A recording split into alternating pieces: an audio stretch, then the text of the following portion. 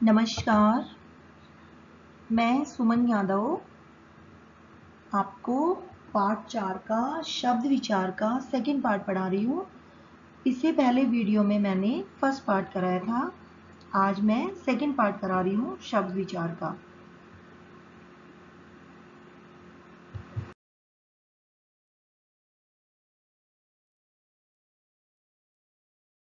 या स्रोत के आधार पर अब हम पढ़ते हैं रचना के आधार पर शब्दों के भेद।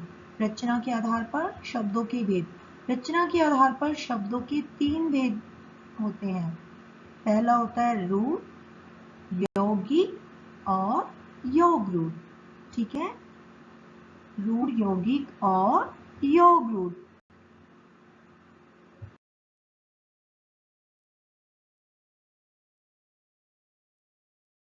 पहला, रूढ़ शब्द, जिन शब्दों के खंडों का कोई अर्थ नहीं होता। जिन शब्दों के खंडों का कोई अर्थ नहीं होता और जो शब्द परंपरा से किसी विशेष अर्थ के लिए प्रयोग किए जाते हैं, रूढ़ शब्द कहलाते हैं। जिन शब्दों के खंडों का कोई अर्थ नहीं होता और जो शब्द परंपरा से किसी विशेष अर्थ के लिए प्रयोग किए जाते हैं, रूढ़ शब्द कहलाते हैं। जैसे घर, नल, फल, माता। अगर इन खंडों को अगर तोड़ के लिखा जाए तो इनका कोई अर्थ नहीं निकलता। उसे क्या कहते हैं? रूढ़ शब्द।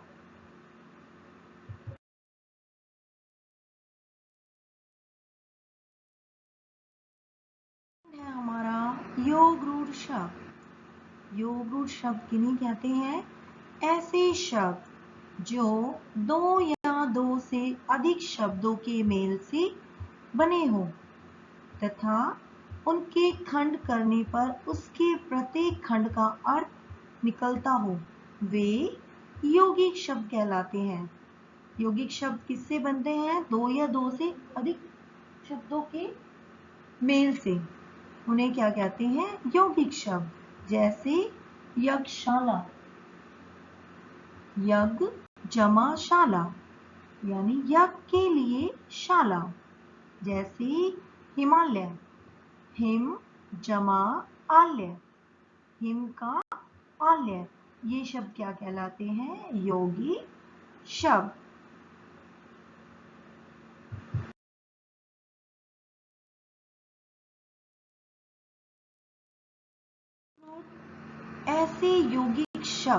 ऐसे यौगिक शब्द जिनका प्रयोग किसी विशेष अर्थ में ही होता है।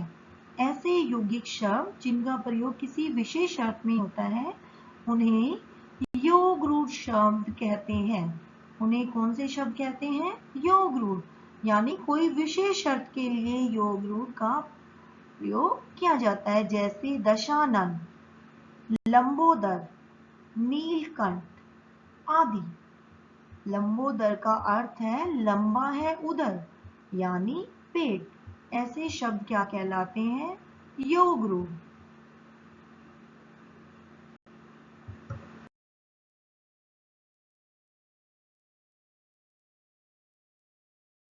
पढ़ते हैं प्रयोग के आधार पर शब्दों के भेद। प्रयोग के आधार पर शब्द के 2 भेद होते हैं। एक होता है विकारी शब्द और दूसरा होता है अविकारी शब्द।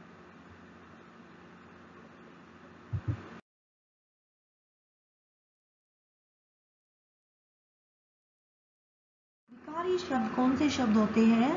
जिन शब्दों के रूप लिंग, वचन और कारक के अनुसार बदल जाते हैं, वे विकारी शब्द कहलाते हैं। जिनके रूप लिंग, वचन, कारक के अनुसार बदल जाते हैं, वे विकारी शब्द कहलाते हैं।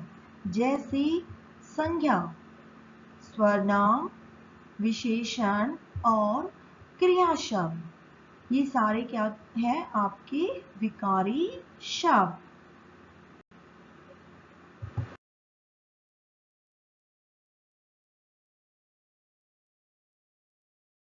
पढ़ते हैं हम।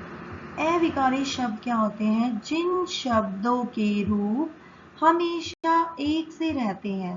जिन शब्दों के रूप हमेशा एक से रहते हैं वे अविकारी शब्द कहलाते हैं।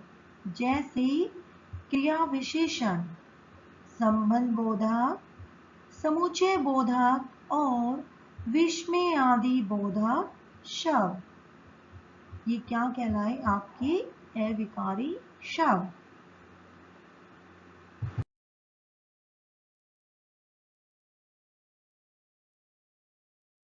हैं। विकारी शब्द, विकारी शब्द में सबसे पहले हम पढ़ेंगे संज्ञा। संज्ञा क्या है? किसी व्यक्ति, वस्तु, स्थान या भाव के नाम को संज्ञा कहते हैं। जैसे रोहन, कलम, बिल्ली, आगरा आदि, ये सभी क्या है? संज्ञा। संज्ञा के 5 भेद होते हैं। व्यक्तिवाचक संज्ञा, जातिवाचक संज्ञा, भाववाचक संज्ञा, समूहवाचक संज्ञा और द्रव्यवाचक संज्ञा। ये दोनों भेद बेटा जातिवाचक में इंक्लूडिंग होते हैं। वैसे आपकी पुस्तक में 3 भेद होते हैं, लेकिन ये दोनों भेद भी इसी में शामिल होते हैं, जातिवाचक संज्ञा में।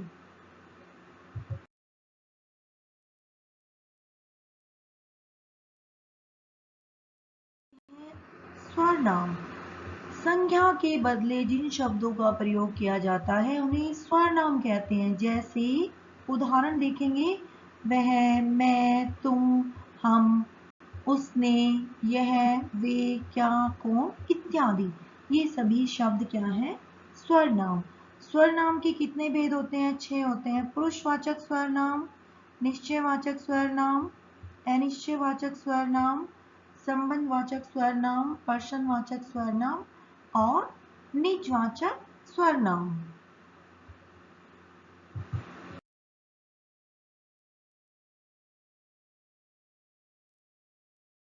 पढ़ते हैं क्रिया।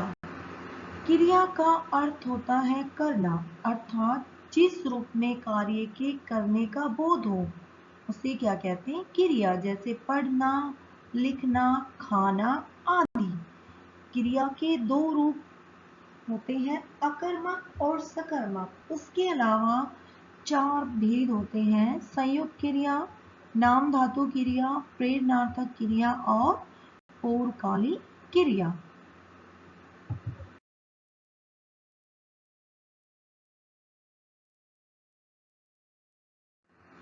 जो शब्द संज्ञा और स्वर नाम की विशेषता बतलाए वह विशेषण कहलाता है। जैसे वह घर सुंदर है, वह क्या हो गया? स्वर नाम। घर क्या हो गया? संज्ञा। और सुंदर क्या हो गया? विशेषण। विशेषण के भी 4 भेद होते हैं, गुणवाचक विशेषण, संख्यावाचक विशेषण, परिमाणवाचक विशेषण और सारनामिक विशेषण।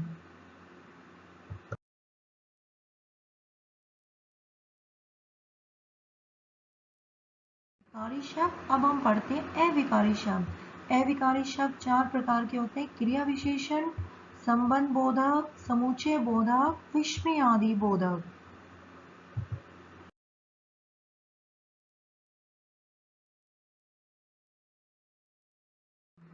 जिन शब्दों से क्रिया की विशेषता का पता चलता है उन्हें क्रिया विशेषण कहते हैं।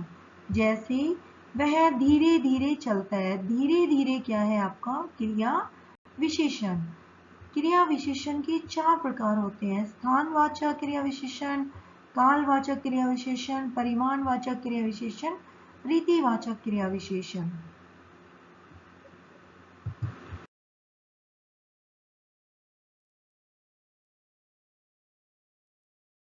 क्रिया अव्यय होता है जो शब्द संज्ञा या स्वरनाम का संबंध वाक्य की अन्य शब्दों के साथ बतलाते हैं उन्हें संबंध बोधक अव्यय कहते हैं। जैसे मेरे घर के सामने बगीचा है, के सामने क्या है? आपका संबंध बोधक।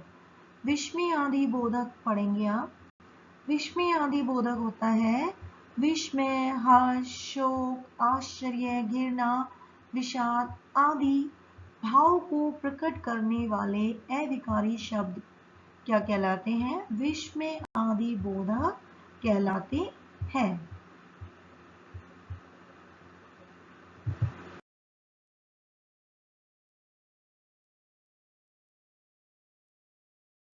अब पढ़ते हैं समुच्चय बोधक अव्यय।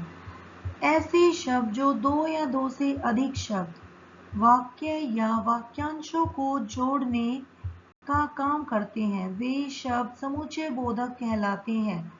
इन समुच्चय बोधक शब्दों को योजक भी कहा जाता है, जैसे और, व, एवं, तथा, या, अथवा, किंतु, परंतु, कि, क्योंकि, जो, ताकि, हालांकि, लेकिन, अतः, इसलिए आदि।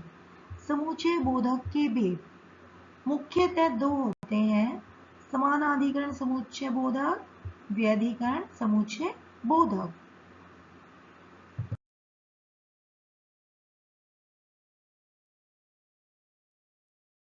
अर्थ के आधार पर शब्द के भेद: सार्थक शब्द और निरर्थक शब्द।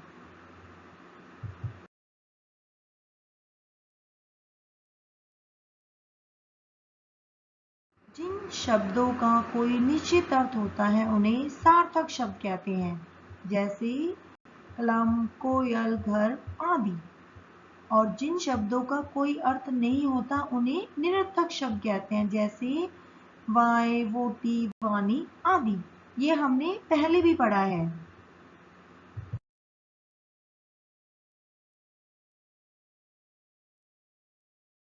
शब्द में पढ़ेंगे एकार्थी, अनेकार्थी, पर्यायवाची और विलोम शब्द।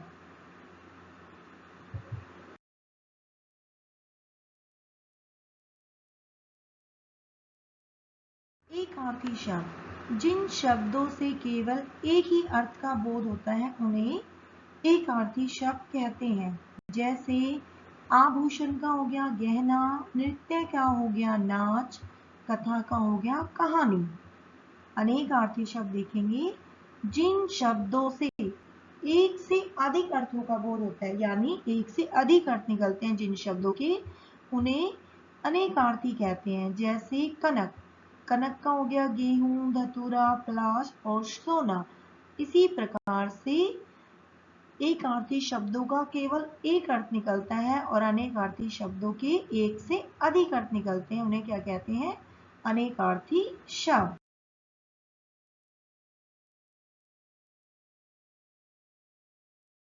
शब्द का अर्थ होता है उल्टा यानी विपरीत। उल्टा अर्थ बताने वाले शब्द विलोम शब्द कहलाते हैं, यानी एक दूसरे से उल्टा अर्थ देने वाले शब्द विलोम शब्द कहलाते हैं, जैसे दिन का हो गया रात, हंसना का हो गया रोना, मोटा का हो गया पतला। ये सारे शब्द क्या कहलाते हैं? विलोम शब्द।